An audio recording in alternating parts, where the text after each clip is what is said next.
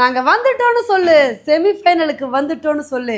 இப்படி வந்து அர்ஜென்டினாவும் இங்கிலாந்தும் மாஸா சொல்ற மாதிரி தான் ரவுண்ட் ஆஃப் 16ல இவங்க வின் பண்ணி செமிஃபைனலுக்கு வந்து குவாலிஃபை ஆயிட்டாங்க.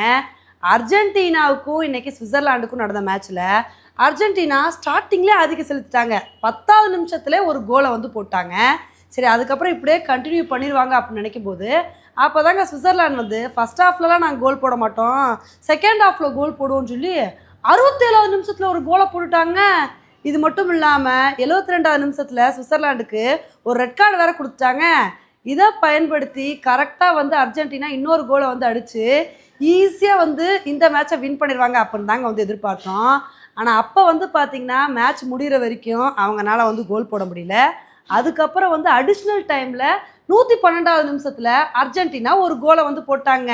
இது மட்டும் இல்லாமல் நாங்கள் எக்ஸ்ட்ரா டைம்லேயும் ஒரு கோலை போடுவோம் அப்படின்னு சொல்லி 121வது நிமிஷத்தில் ஒரு கோலை வந்து போட்டாங்க. இதனால இந்த மேட்சை அர்ஜென்டினா 3-1 அப்படின்ற அடிப்படையில் ரொம்ப அழகாக வின் பண்ணி அவங்க செமிஃபைனலுக்கு குவாலிஃபை ஆயிட்டாங்க. அதுக்கப்புறம் நார்வேக்கும் இங்கிலாந்துக்கும் நடந்த மேட்ச்சில் நார்வே ஃபர்ஸ்ட் ஹாஃபில் 36வது நிமிஷத்துலேயே ஒரு கோலை வந்து போட்டுட்டாங்க. ஆனால் அதுக்கப்புறம் இங்கிலாந்துனால ஃபர்ஸ்ட் ஹாஃபில் கோலே போட முடியல. ஏன்னாப்பா நார்வே ஆதிக்கம் செலுத்திடுவாங்கன்னு நினைக்கும் போது அப்போ தாங்க Bellingham first half additional time 47வது நிமிஷத்தில் ஒரு கோலை வந்து போட்டார். அதுக்கப்புறம் வந்து பார்த்தீங்கன்னா ஈக்குவலைஸ் ஆயிடுச்சு. சரி, திரும்ப நார்வே கோல் போடுவாங்கன்னு நினைக்கும் போது அப்போ தாங்க மேட்ச் முடிஞ்சு கடைசியில் வந்து அடிஷ்னல் டைமில் திரும்ப வந்து இங்கிலாந்து ஒரு கோலை வந்து போட்டாங்க. இதனால இந்த மேட்சை இங்கிலாந்து வந்து 2-1 அப்படின்ற அடிப்படையில் வின் பண்ணி அவங்களும் செமிஃபைனலுக்கு குவாலிஃபை ஆகிட்டாங்க. இப்போ இதனால் செமிஃபைனல் லைனப் பயங்கர இன்ட்ரெஸ்டிங்காக வந்து மாறி இருக்கு. ஏன்னா ஒரு பக்கம் ஃப்ரான்ஸும் ஸ்பெயினும் வந்து மோத போகிறாங்க, இன்னொரு பக்கம் அர்ஜென்டினா இங்கிலாந்தும் வந்து மோத போகிறாங்க.